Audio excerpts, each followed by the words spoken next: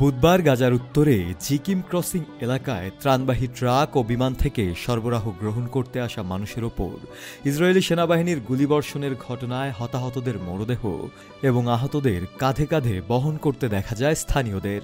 এ সময় ঘটনাস্থলে কোনো অ্যাম্বুলেন্স পৌঁছাতে পারেনি।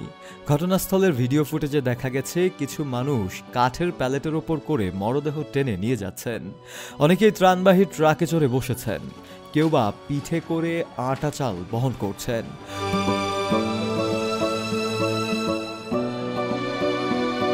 প্রত্যক্ষদর্শীরা অভিযোগ করেছেন ইসরায়েলি বাহিনী একজনকে গুলি করে হত্যা করেছে এবং আরও অনেককেই আহত করেছে।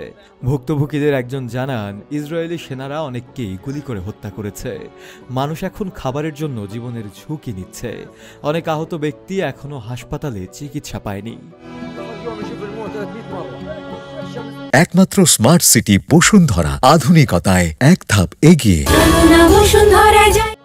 আরেকজন জানান, গাজার অভ্যন্তরেই যদি ত্রাণ বিতরণ কেন্দ্রগুলো স্থাপন করা হতো তাহলে এমন দুর্ভোগ হতো না।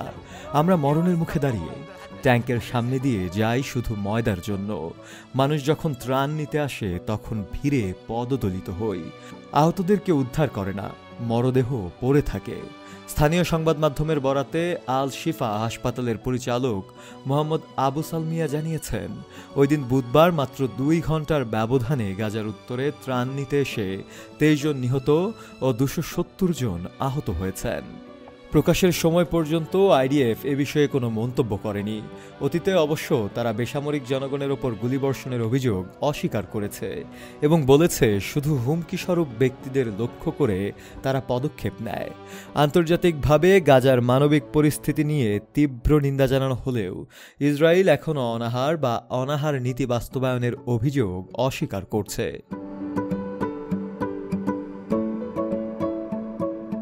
উল্লেখ্য, 2023 সালের 7 অক্টোবর হামাসের আকস্মিক হামলায় 1139 জন নিহত হন, যাদের অধিকাংশই ছিলেন ইসরায়েলি বেসামরিক নাগরিক। হামাস আরও 2 শতাধিক মানুষকে অপহরণ করে। এর জবাবে ইসরায়েল গাজায় বিমান হামলা ও স্থল অভিযান শুরু করে।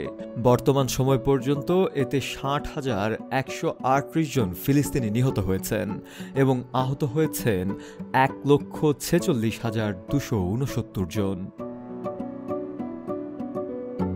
শফেল মাওলা, কালের কণ্ঠ।